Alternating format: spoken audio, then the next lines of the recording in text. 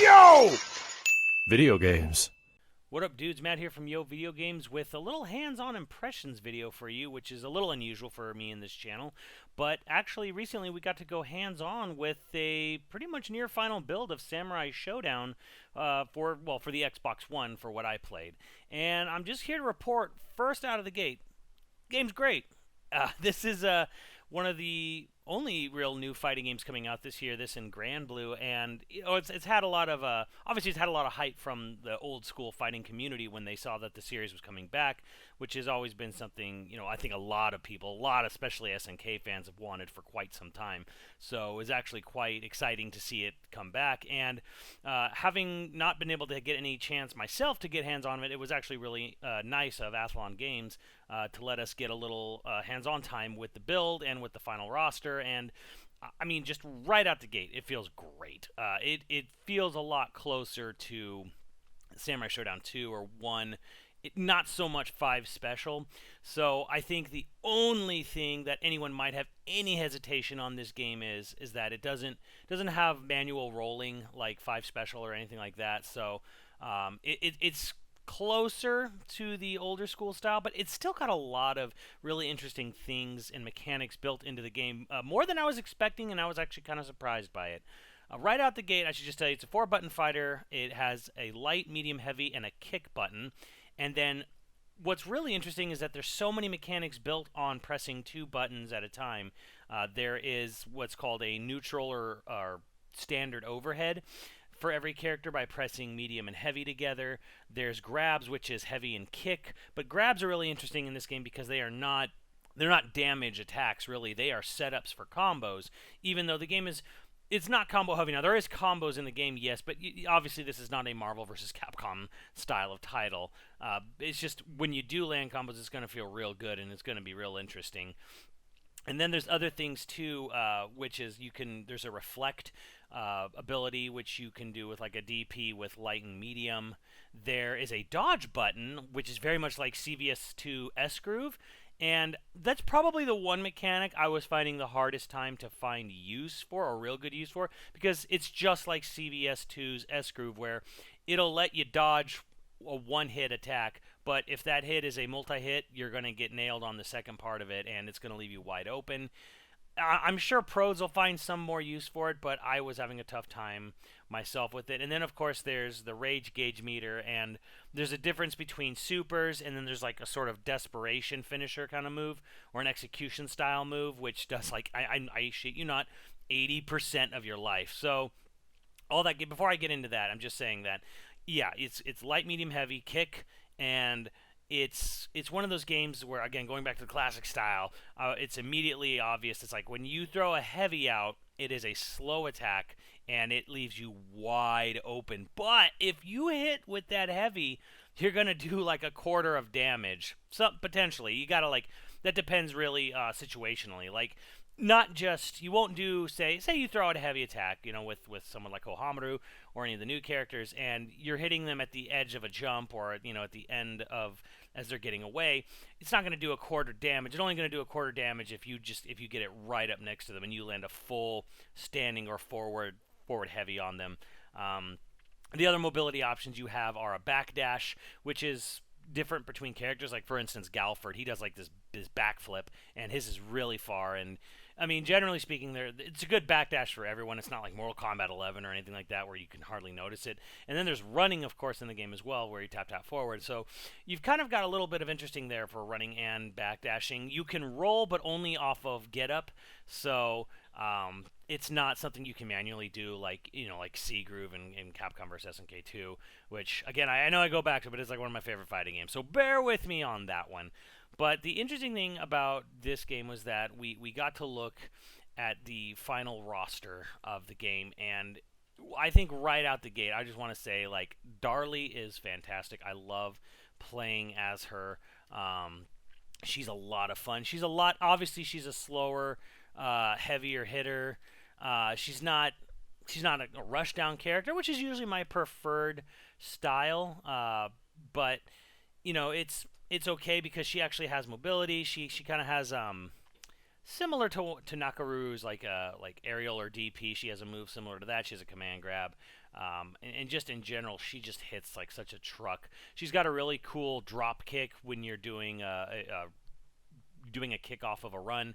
And she's got interesting things, and her saw is so big that whatever she lacks for in quickness and maybe in moves, because she doesn't have a very huge move set compared to other characters, she makes up for it in the fact that her freaking buzzsaw, or just her saw blade, hits so far across the screen. But she was a ton of fun. She was just the right amount of balance between being a heavy hitter and slower, but not too slow. She's not like Earthquake, who for obvious reasons, he's not a fast character, but like really slow with Earthquake. You almost feel like you're kind of just throwing heavies or mediums out with Earthquake to go fishing on people. But I'm sure Earthquake will have a lot of. He actually has, surprisingly, he has some weird mobility stuff with his rolls and his fire breath and shit. So did not play a lot of Earthquake. I'll be 100% honest on that. But I just want to say, like, Darlie was fantastic. I loved playing as her. The new character Yashurama, he's really fun. He's almost in a weird sort of way. This is going to sound odd, I guess, but he almost kind of feels a bit like a Terry Bogard.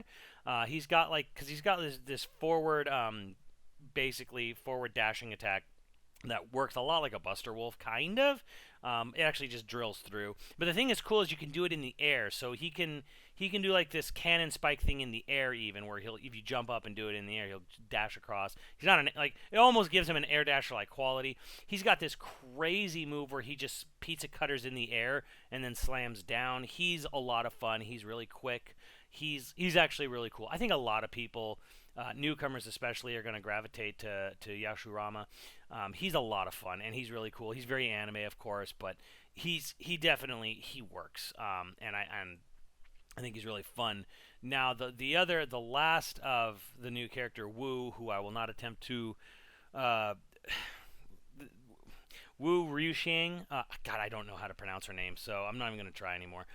Wu's interesting. She's probably the most different character I've seen in the game, because she's all about projectiles and traps. So she sets down these little these weird little like mud patches, and then like these thorns grow out of the ground, kind of like Glacius almost in a way. And she throws out ice balls, which can be high or low. She's got like this general like fire breath thing right in front of her. She's really interesting because you can set up combos off of weird projectiles. Like you could throw out one of the thorn trap, which will poke a person from from under the ground, and it'll knock them up in the air, and then you can hit them with an ice ball in the air, and then you can follow that up with something else. So she's actually very interesting. It's not a character I would play. It's not a character I like. Kenny really liked the character, and he played as her a lot, and he was starting to pick up on her a lot. So I think she's going to be very interesting to watch early on, because having a character that's so counter to the way a lot of the rest of the cast plays is really interesting. I tried to play Shiki a little bit because she's a fan favorite, and here's my takeaway from Shiki is she's really interesting. She's got a huge toolbox. I am terrible with her, and I am not good. So it's one of those things where, like, you know what? She'll be really interesting to watch at high level play, but I'm just not good with her. She's got teleports, which I don't believe any other character has, like straight teleports in the game. She's got this weird, one of those floppy fish ninja moves, where she can do like this weird arcing jump in the air, and that can be followed up with either hits or command grabs. She's very cool. She's very well animated, but I don't know how to play as the character at all. As far as like easy to pick up characters, Tam Tam seemed very easy to pick up. He's got a ton of stuff with what you can do with Tam Tam. I think he's really good. He's a good one. Another Gunjiro is a fantastic pick up and play character. One thing that's interesting for me was Nakoruru.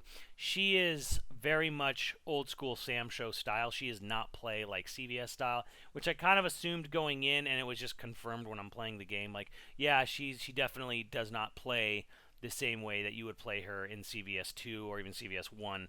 So if all you come into Sam Show with, say, I want to play Nakaru because I knew how to be good with her in CVS, might have a little bit of a learning curve, because she's a little bit of a different character. Her moves are the same, of course, but she's she's different. Like the way her combos and just the general nature of her moveset works in this game does not a one-to-one translation, which I think Sam Show fans will probably be really happy with because it's adhering to classic style Sam Show. It is not trying to make the game play based on what people remember from a CVS 2 or something like that.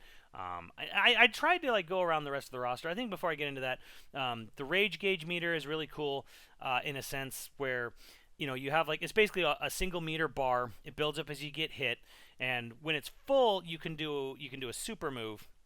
And the super move is the same where it's a DP with hitting medium and heavy. So you have to hit 2 buttons or hit if you hotkey it.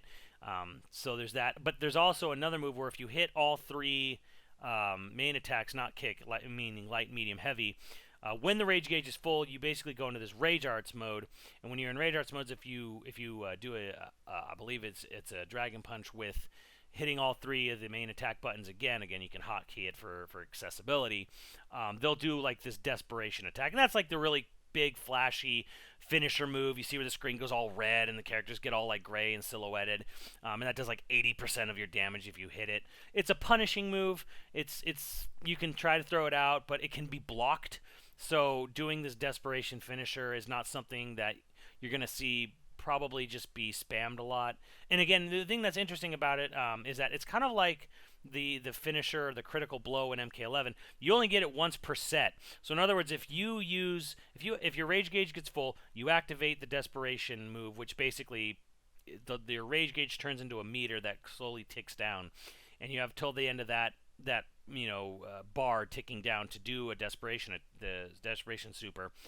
If you activate it, you got to hit it or whiff it or whatever. It's gone for the whole rest of the set. So you activate it in round 1, you don't get it in round 2. If you go to round 3, you don't get it in round 3. It's gone. It's a one-time use. And the thing is, it's really quick, and it's kind of to me, it's a much better way of doing sort of something like a reversal edge in Soul Calibur 6 that doesn't stop the match and slow it down and just sort of ruin the flow and pace of the battle. And that's probably one of the things I like most about it, is that when it comes to like supers and stuff like that, it's like it is not something that's going to be spammed a lot. And the interesting thing about the rage meter is that if you're doing well, the rage meter quickly drains. If you nail a couple good hits on a person, you'll just see the rage meter just drop down. It is not something that you can hold on to, which is really interesting to me in the sense where it's like you say you build it up, or you get beat up a lot early in the match, and then you're starting to come back. And you're like, I'm going to hold on to my rage meter. You can't really do that. You can do it for a little bit of time, but the minute you start doing a comeback, it goes away. So you can't really spam. But though I did notice that when you're low on HP, when you're kind of getting down to like that last third of your life, your rage meter fills up faster, assuming you don't die. Because again, one good hit from a heavy can end you, especially if it's someone like Hohamru or Darley. So I actually really like the fact that the rage meter isn't something super spammable. It's kind of spammable if, say, you get down to a quarter of life, your rage meter's full, you throw out a super. Now, super, not a rage art desperation move, because it's just a regular super.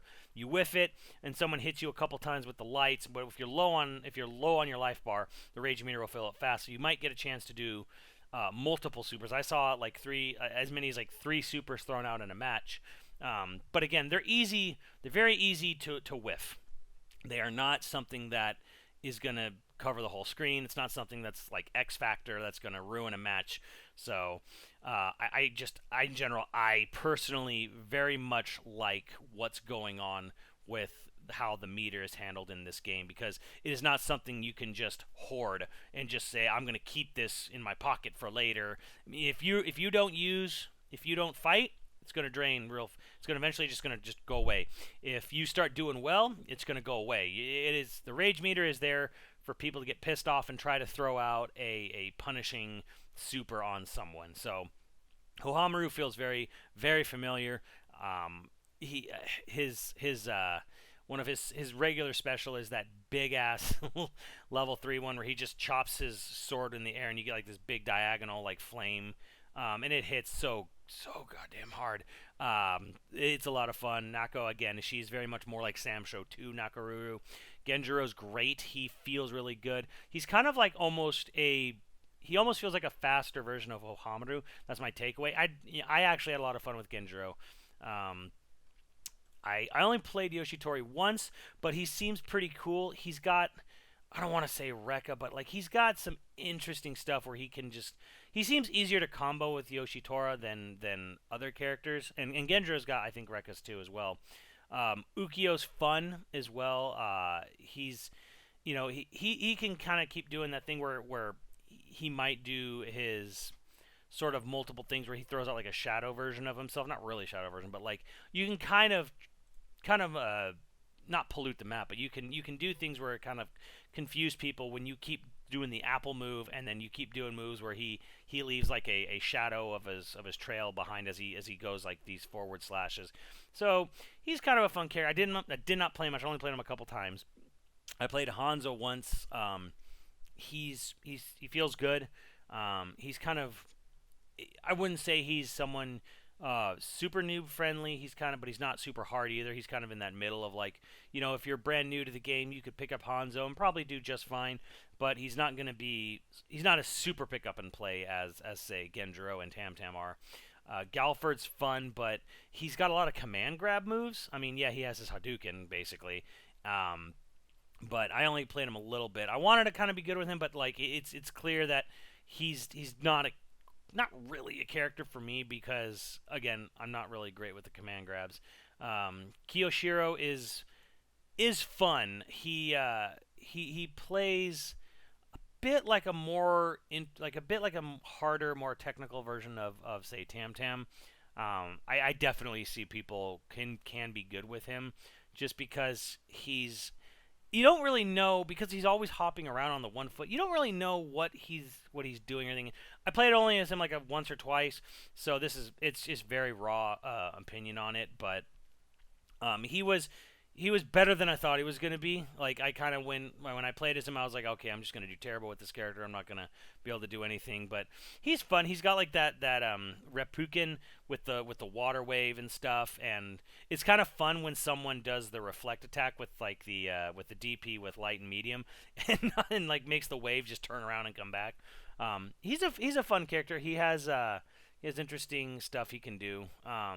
Jubei, I think I only played as him once, so I can't really say a whole lot about Jubei, honestly. I'm not even gonna try. Tam Tam again, very, very beginner friendly. Lot of moves. He's got aerial fireballs. He's got this sort of not really like the sort of E Honda hand slap where he just twirls the blade on his foot, and god damn, if you hit a heavy with his like 100 hand slap or 100 foot slice, it's devastating. He's fast. He's big too. When he does even just doing a heavy, he throws his big ass sword out across the match. He's a lot of fun. I think he's a really good pick up and play character. Charlotte's actually a lot more fun than I thought she was going to be. She's probably got one of the best, honestly, one of the quickest and best DPs in the game because she just has like that straight up, like just rising whatever. You do like a light version of that, and it's probably one of the. It almost feels like her light version of her DP of her Dragon Punch is probably one of the safest in the game because almost pretty much nothing in this game is safe. And even her light version of it's not safe, but it is probably the quickest to recover of any of the wake up Dragon Punch, or just Dragon Punch style moves in general. And she does have a projectile, which is fun to throw out, and she's definitely got enough range with her pokes. I think Charlotte's going to be a fan favorite personally because she kind of mixes a little bit of a playstyle of Hohamaru or Genjiro a bit, but she has more projectile stuff, and she's got a much quicker, safer uppercut. So I don't know. I think Charlotte's good. I think Charlotte's kind of again that sort of like she's not going to be super beginner friendly, but she's not complex. She's not too complex that you couldn't do well with her if you wanted to start there. Earthquake he's a fun character for beginners just to see, just throw out big heavies and see how much damage you can do with him. He's got interesting I want to say rolling maneuvers and stuff like that. He's an interesting character, just because it's like you look at him and you just think Abigail kind of, where it's just like he's just so fucking big, and I think Abigail's probably the closest thing I can think of to that, where it's just kind of like this character that just he takes up like half the screen, and he does have some maneuvers to get in actually, despite his size and slowness. I'm going to be real interested to see early on how people gravitate towards him. And again, Shiki is kind of like the Ibuki of the game, where a lot of tool set, very interesting character, a lot of unique things. Like I don't think anyone teleported in the game besides Shiki, and her teleport, of course, depends on which button you use between light, medium, heavy, and just an overall, really technical character, and Wu's a really technical character. So I think the hardest to play characters from what I saw were Wu, Shiki, and I'm trying to think if anyone else was super technical.